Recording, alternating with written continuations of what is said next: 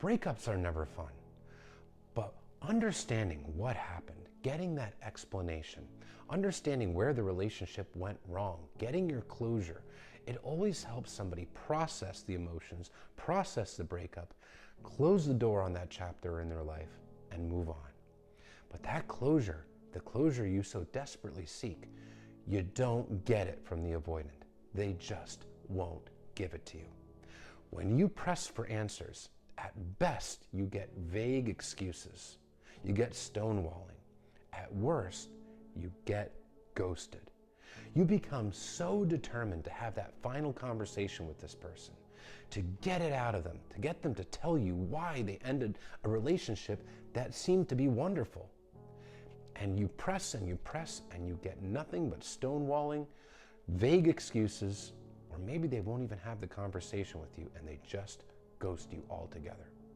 It's so incredibly painful, and you are left without any kind of closure, any kind of explanation as to why a beautiful relationship was just nuked. Understand, that is your closure. This person has shown themselves to be somebody who is emotionally unavailable, that does not self-reflect. Something triggered the avoidance fear in the relationship. They have specific sets of fears. They fear abandonment, engulfment, and rejection. And these fears go back to childhood when this person was emotionally neglected by their parents or caretakers. Their emotional needs were not met and their feelings were routinely dismissed. So they learned that expressing themselves, expressing their feelings leads to rejection, it leads to abandonment, and emotional intimacy also leads to abandonment. So this person gets triggered in a relationship quite easily, especially if emotional intimacy is building, or if there's something in the relationship that they don't like that's happening, but they don't tell you about it because they fear communication, because in their mind it equals rejection and abandonment. Ultimately, this person did not communicate with you. They did not communicate their fears, they didn't communicate anything going on, and they didn't communicate why they're ending the relationship. Now, avoidants avoid. They've learned to suppress emotions, not to process them. They've learned to run from problems, not to handle them. This also includes avoiding self-reflection. They don't reflect on their feelings and they don't reflect on their behaviors.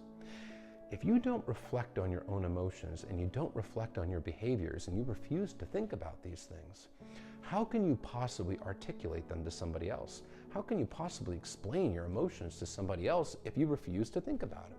You can't. That is why you get these vague, nonsensical answers. It's because this person does not self-reflect. They just get a strong emotion, which is primarily fear, and they act on it. And they don't think about why. They just do it. So when you press for answers, this person can't give you answers because they really don't know why they're doing what they do. That is your closure. It's not the closure you wanted, it's the closure you got. This person has shown themselves to not really truly be relationship material. They've shown themselves to not be able to show up in the relationship the way that you needed them to. You showed up, you were emotionally available, you were willing to be vulnerable, you gave yourself, this person, all the effort that you were able to give, you loved them unconditionally. They were not able to reciprocate. They were unwilling to reciprocate, and they're unwilling to self-reflect because they have unhealed attachment wounds and traumas that they are not interested in exploring. Only this person can actually heal their own issues. They have to want it. They have to be willing to do the work to get a different outcome in their life. But if they're not doing the work, they're just going to give you the same vague nonsense or possibly even ghosting. And that's your closure.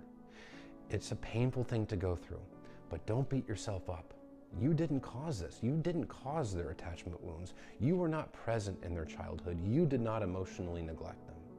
So you are not responsible for their fears being triggered in the relationship if you are a kind and loving partner. So take that as your closure. It's not the best kind of closure there is, but it is closure.